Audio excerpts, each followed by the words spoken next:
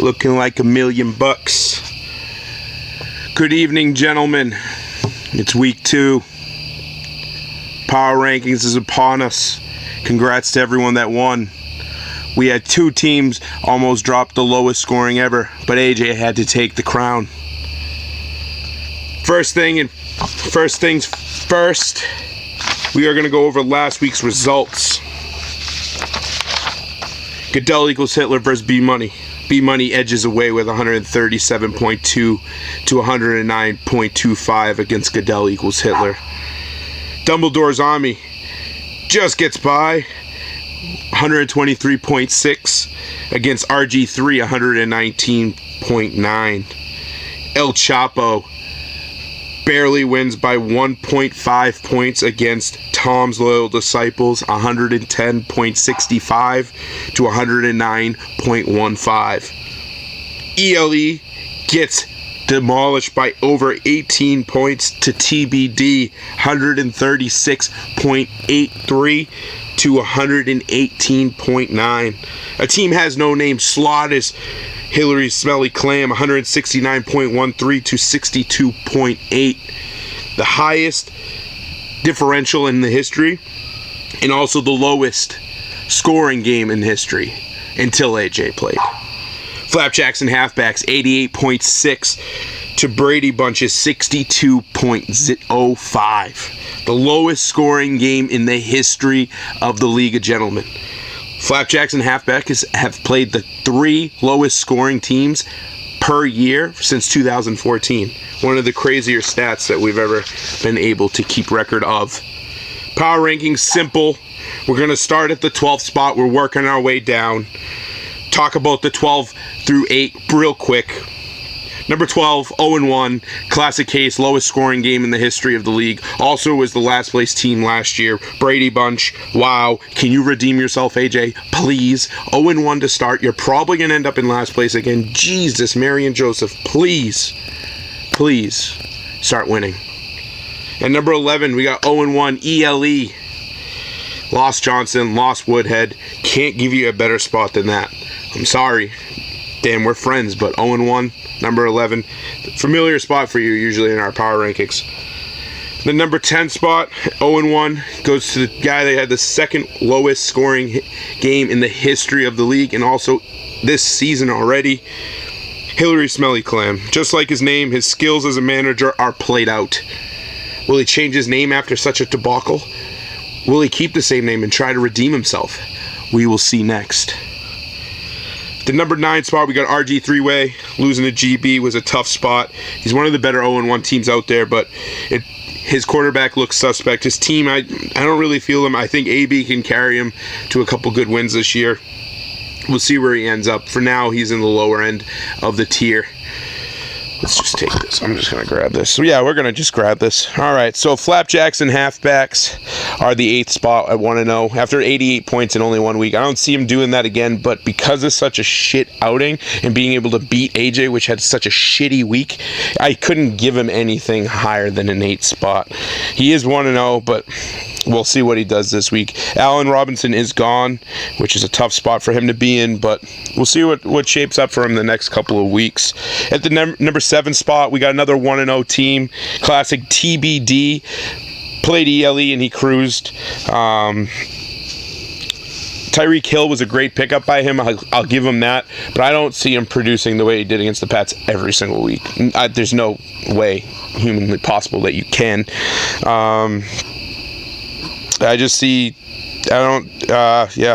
He sucks. At number 6, we got 0-1. Goodell equals Hitler. I mean, tough week 1. Zeke plays all year. I have a good shot of winning this whole thing. Snead ain't playing, but we're just going to have to wait till week 4. I think that's when I'm going to start bouncing back. Right now, I am 0-1, but I still think I got a really good team. Drew Brees sucked last week. That was unheard of. But let's go to the number 5 spot. At 1-0, we got Dumbledore's Army. GB played like a seasoned vet. All he needs is to lose 3 games in a row now, and he's back to square one where he's been in the past. There's not much more to talk about. He likes to talk a big game, but I don't think he's going to pull it off this year. The number 4 spot, we got the El Chapo at 1-0. He beat AF Slammers, so I'm giving him a top spot here at number 4. He's made some great trades for some great depth, but losing McCoy is going to be a big tough spot. But losing Gronk wasn't a bad idea. I like it. I like it a lot. The number 3 spot, we got B Money. He beat the best, so he should be up at the top. Nothing else to say about B Money other than that. The number 2 spot, we got 0-1, Tom Loyal's Disciples.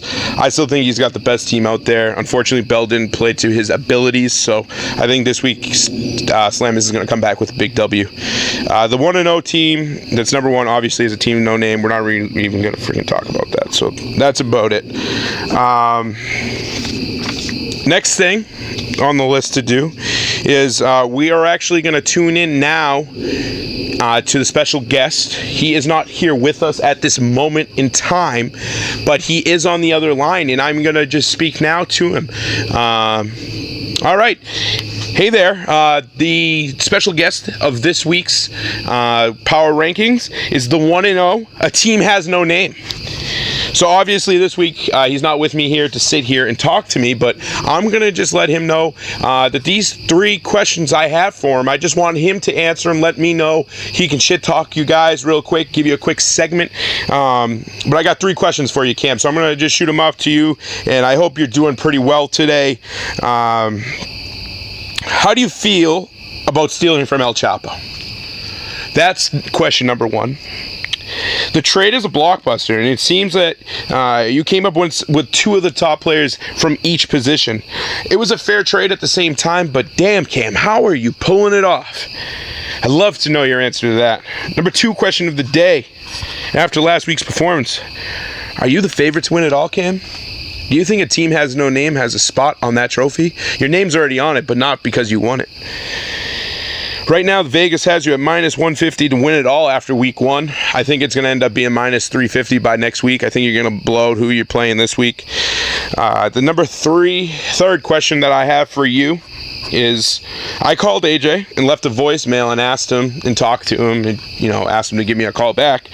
So my question to you is, chance-wise, or which is more likely, AJ actually listened to the voicemail and then didn't call me back because he didn't want to talk to me, or did he just look that there was a voicemail and deleted it right off the phone and never even listened to it and knew not to text me, call me, or anything back about that?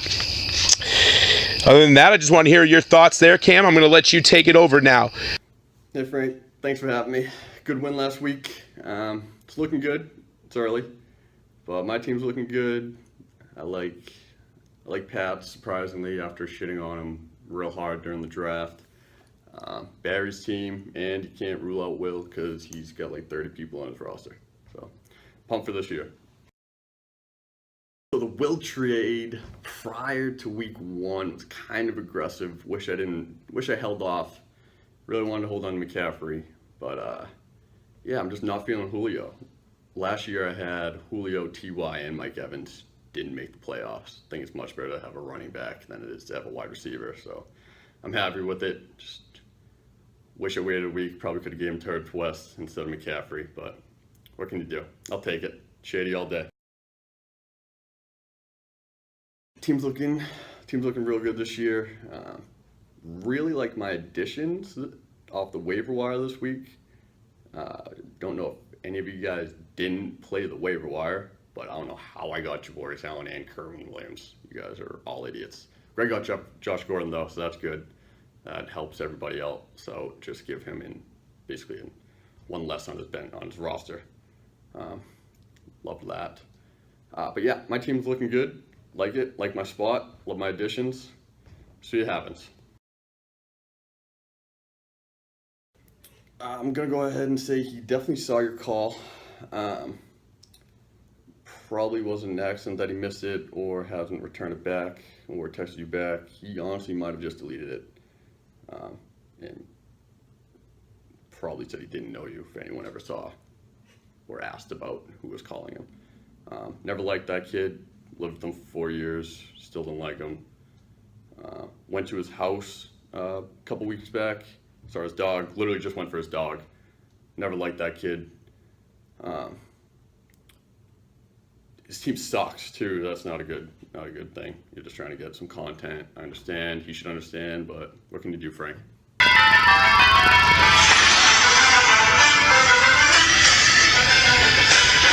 And we are back. Thank you, Cam. A team has no name. What a beautiful, beautiful segment we have added to the League of Gentlemen League, Fantasy Football League Power Rankings. Sorry for the mix-up there. That was from the possible new champion. I think at the end of the day, it's going to be me versus him for the title. You guys always hate on that, but last year I thought Conti was going to win it all. Conti ended up winning the whole thing, so pretty sure it's going to end up being me and Mac Droflum.